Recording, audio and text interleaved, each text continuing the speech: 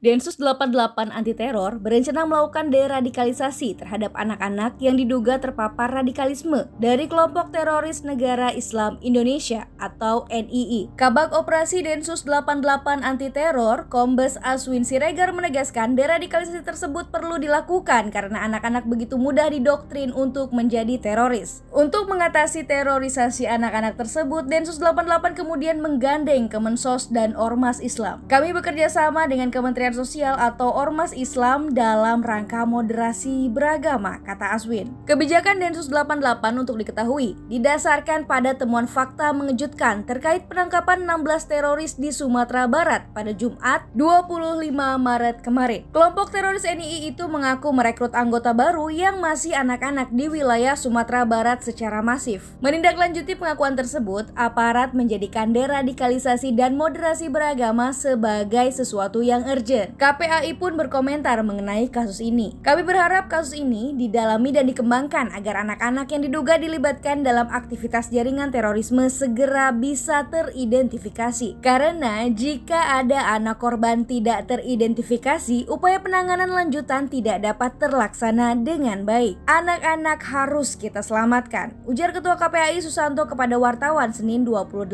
Maret. Seperti dilansir Detik, sebenarnya rekrutmen anak-anak ke dalam kelompok teroris bukan fenomena baru. Taliban di Afghanistan, Al-Qaeda dan ISIS juga pernah melibatkan anak-anak sebagai kader lanjutan mereka. NII di Indonesia yang selama ini dianggap tiarap hanya menggunakan cara yang sama dengan kelompok teroris global. Ini menyuguhkan masyarakat muslim satu fakta baru. Terorisme adalah proyek jangka panjang, sehingga kaderisasi sejak dini merasa perlu para teroris lakukan. Adalah menarik bahwa Densus 88 mengatakan akan berkoordinasi dengan Kemensos dan Ormas Islam, sebab selama ini pemberantasan terorisme juga menggunakan cara seperti itu. Jadi, apa bedanya?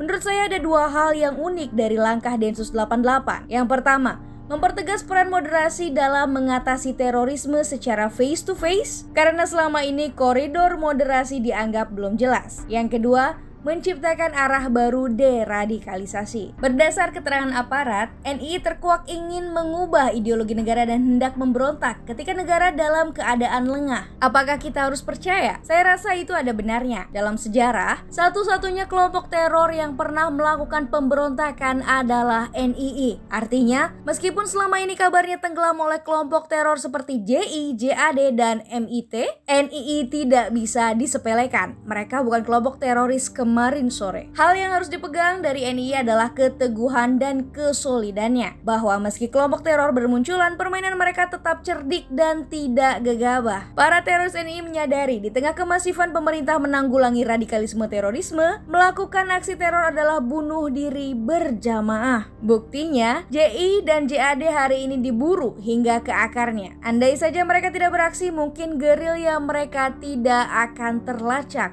pemerintah. Karenanya, NII memilih lakukan terorisasi sebelum aksi teror. Prinsip mereka lebih baik mengumpulkan kader sebanyak-banyaknya dulu daripada buru-buru beramaliyah tapi sporadis dan malah akan dikejar aparat. Strategi cerdas semacam ini menginisiasi mereka untuk melakukan rekrutmen pada anak-anak. Yang terpenting hari ini mereka dilatih, kelak pada waktunya mereka akan siap memberontak. Latihan perang dan anak-anak dengan demikian adalah investasi terorisme masa depan. Lalu apa yang harus negara lakukan? Pemerintah melalui Densus 88 sebagaimana saya kutip di atas, menegaskan akan melakukan deradikalisasi terhadap anak-anak yang teridentifikasi masuk NII. Jika kebijakan tersebut benar-benar terrealisasi, maka aparat sudah bertindak sebagaimana seharusnya. Tidak ada yang lebih urgent dalam masalah terorisasi selain deterorisasi. Dan deterorisasi di sini mencakup dua agenda besar, yaitu deradikalisasi dan pemasyarakatan moderasi. Masalahnya, selama ini deradikalisasi diproyeksikan sebagai langkah menyembuhkan ex-teroris, sehingga para ex-napiter menjadi sasarannya. Sementara untuk menanggulangi terorisasi, programnya ialah kontra-radikalisasi. Yang terakhir ini dikhususkan untuk pencegahan bibit, sementara deradikalisasi digunakan untuk menyembuhkan mereka yang sudah pernah mencicipi dunia terorisme dan ingin insaf. Inilah alasan mengapa saya mengatakan deradikalisasi punya orientasi baru. Moderasi beragama yang dicanangkan Kemenak juga Ormas NU melalui Islam Nusantara dan Muhammadiyah melalui Islam Berkemajuan sebenarnya ditunjukkan untuk memberantas radikalisme keagamaan. Di sisi lain, deradikalisasi merupakan ijtihad untuk menginsyafkan para radikalis dengan mengajarkan padanya prinsip-prinsip moderasi. Jadi, keduanya sebenarnya tidak bisa dipisahkan, ibarat dua sisi dari mata uang. Ini harus dipahami. Namun, di ranah kebijakan, keduanya jadi punya ranah masing-masing. Deradikalisasi lebih dekat sebagai soft approach aparat, terutama ketika Densus 88 mencanangkan pendekatan humanis dalam menanggulangi terorisme. Arah baru yang saya maksud tentang deradikalisasi hanya dalam hal sasaran, sehingga anak-anak juga bisa dilakukan deradikalisasi tidak lagi eksklusif untuk mantan napiter. Karenanya, ada beberapa poin menurut saya yang mesti menjadi catatan bersama dalam masalah ini. Pertama, NI bukan satu-satunya aktor. Sebagai kelompok teror, JI dan JAD misalnya, juga sudah gencar melakukan terorisasi. Namun mereka terlepas dari sudah banyaknya yang diringkus aparat, punya agenda yang lebih besar daripada JI. NI tidak melakukan bom bunuh diri atau bom gereja, jadi kalau NI disorot, aparat tidak boleh mengabaikan kelompok teror lainnya. Kedua, deterorisasi memerlukan kinerja dari sekedar aparat. Kemensos dan ormas Islam adalah langkah yang tepat, namun Densus 88 tidak boleh berhenti di tataran penyembuhan, melainkan pencegahan. Ketiga, moderasi beragama tidak boleh elitis. Ini karena selama ini moderasi kentara sebagai proyek Kemenak. Ini harus direvisi. Keempat, deradikalisasi membutuhkan tokoh panutan utama. Kelima,